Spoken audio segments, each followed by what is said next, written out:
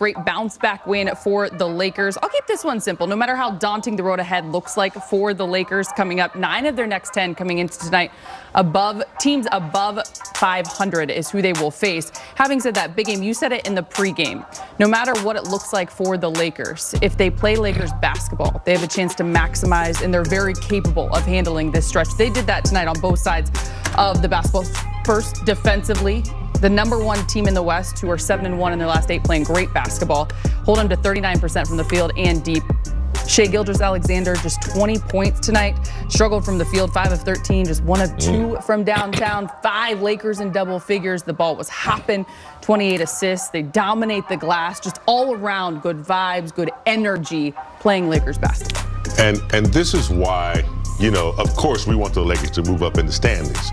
But where they are, this is why they would be a matchup disaster for a team like Oklahoma or other teams. They played well enough to win against the Denver Nuggets. The Denver Nuggets are just too well groomed and too experienced right now, and they just took advantage of them in the fourth quarter. But if the Lakers play like they play tonight against one of the top teams in the West, there'll be a tough matchup.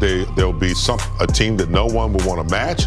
I think they just totally out-rebounded Oklahoma, outsized them, outmatched them, and as long as that ball is spread, D'Lo, Rui, they start to continue to include guys and not just depend on LeBron and AD as much, make it a whole team effort on both ends.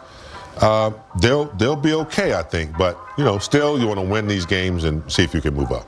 If you talk about tonight's matchup, it boils down to experience.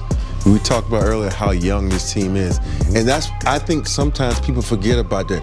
You can have the best regular season there is, but when it comes to the playoff, you need experience. And right now the Lakers are looking, hey, we have to match up with this team. Maybe we don't know. Let's go out and show them who we are. Like James said, against the Denver team, you had it for the first 3 quarters and you lost in the last 2 minutes, and that's been the MO for them for the last couple of games playing against them. But you can't worry about that. You have to worry about the next opponents and take care of business, because you still need to get out of that play-in game. Because you think about it, you already played 1 extra game more than everybody because of the play-in tournament.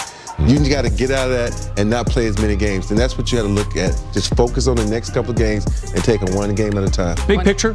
Check this out. Lakers only 2 games out of 6th place right now. Why? The teams ahead of them that were on winning streaks, they were on a roll, they're starting to lose now. They can make this run, no doubt about it. That's the thing, and it's about becoming consistent with it over these final 19 games. Obviously, you've got guys who have a lot of experience when it comes to the postseason big game, but you got to be consistent with it, and you have something that you can prove to yourselves here over the next 19. And why not now? Yep. I mean, they've been up against, like Brad says, injuries, inconsistencies in the lineup. And so there's no more breaks. They'll get a little break here and there, but this is it. Your season is now until the end of the season. So that's the way I would approach it. I look at it as, what do you want? Do you want to be, hey, 1, 2, 3 Cancun? Or do you want to get into position where you don't have to be in a play-in, where you can be in a position where you get that game off, like I said? And for me, it's going to boil down to one thing. It's toughness. And when I say toughness, that's toughness on the court and mental toughness, because there's at times when the Lakers are rolling and they start doing high school stuff where they start celebrating, trying passes and losing the ball and turn it over. That's not toughness. Toughness is taking care of business, understanding what's at stake. And the Lakers are a veteran team. They went to the Western Conference Finals last season, so they know what's at stake and what they have to do.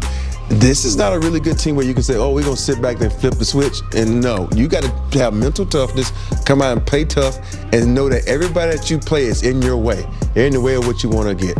Again, still not 100% healthy, by the way, but there was an update that we got in the pregame that Jared Vanderbilt, Gabe Vincent, there will be an update on them coming next week. Took the words right out of my mouth. That's what I was going to say. To get some people coming back, that's going to even add to their, confidence. Exactly what I was thinking about. We're on the same page. Update to the update. Before we go back downtown and hear from Darvin, which we do in a few minutes here, I do want to point one thing out. Obviously, as I mentioned, 5 guys in double figures. We talked about D'Lo with the 26. By the way, 4 steals also for D'Angelo Russell. AD adding 24 of his own, Bron 19, 11, and 8. You get 16 from Austin. We talk a lot about how starter heavy this squad is right now, but you pointed out the lack of bench production coming into this one. I do want to say this. Taurean Prince found a little bit of his shot. He had 14 off the bench. He was a plus 29. Spencer Dinwiddie, a plus 35.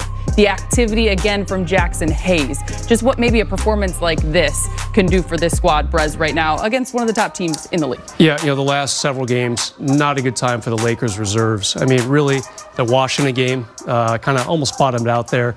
And the last game wasn't very special either against Denver. 60 minutes for all the reserves combined. They scored 12 points. So to have a nice bounce back game like this tonight and to know that maybe help is on the way. Why is the bench weaker than it seems like it was earlier in the year? Austin Reeves, no longer on the bench. Rui Hachimura, no longer on the bench. Still no Christian Wood, still no Jared Vanderbilt. Gabe Vincent, he's played only 5 games all year. If those guys can come back and give the Lakers some meaningful minutes, probably off the bench, all 3 of them, because I like the way the starters look right now, that'll really help the bench. And I don't think we'll be having this conversation again because, like I said, the last week and a half, not strong for the Lakers reserves. Again, you don't want to put the cart before the horse, but hey, one game at a time, good win tonight.